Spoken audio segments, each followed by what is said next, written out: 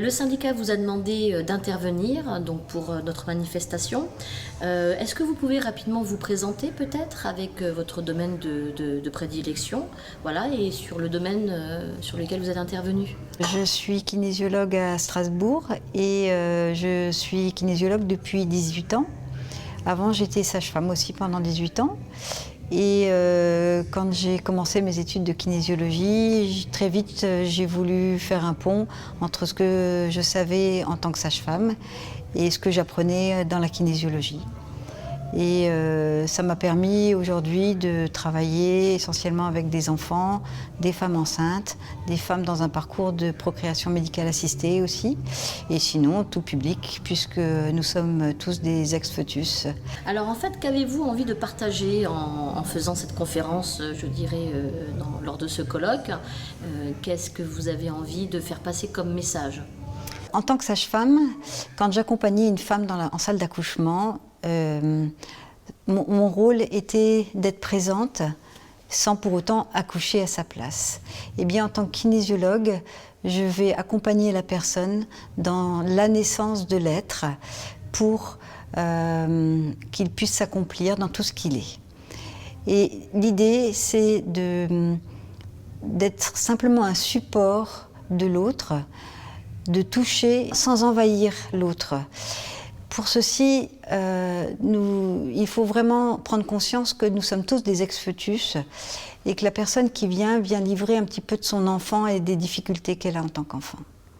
Autant l'enfant, le petit enfant, mais aussi l'ex-fœtus avec toute son histoire qui démarre pour moi dès l'instant de la conception. D'après vous, quelles seraient justement les qualités essentielles dans le cheminement même du professionnel qui est le kinésiologue pour justement accompagner cette partie, on peut le dire, hein, très fragile chez les individus qui les animent et qui font qu'ils sont devenus les personnes qu'ils sont? Un jour, j'ai entendu un de mes profs en kinésiologie qui disait « La kinésiologie rend le pouvoir à l'autre ».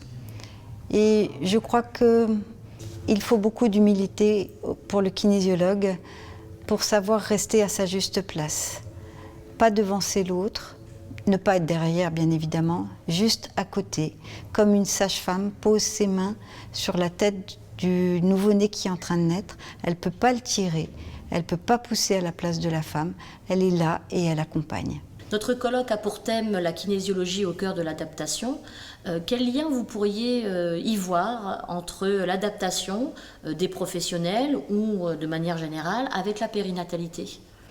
Imaginez un fœtus qui vit depuis 9 mois in utero, qui est nourri, logé, chauffé, qui a une vie aquatique et dans un endroit plutôt calme.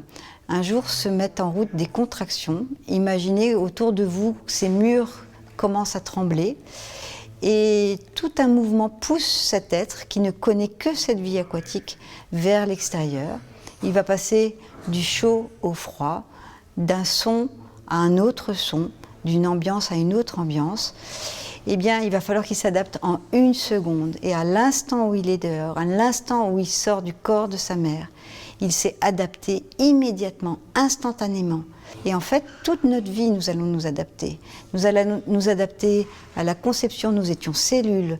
Nous passons au stade de l'œuf, puis d'embryon, puis de fœtus, pour aller vers le nouveau-né, et ainsi de suite. Après, c'est le petit enfant, l'adolescent, l'adulte, jusqu'au vieillard. Nous nous adaptons car nous changeons et nous devons changer. Si nous ne nous adaptons pas, nous ne pouvons pas changer.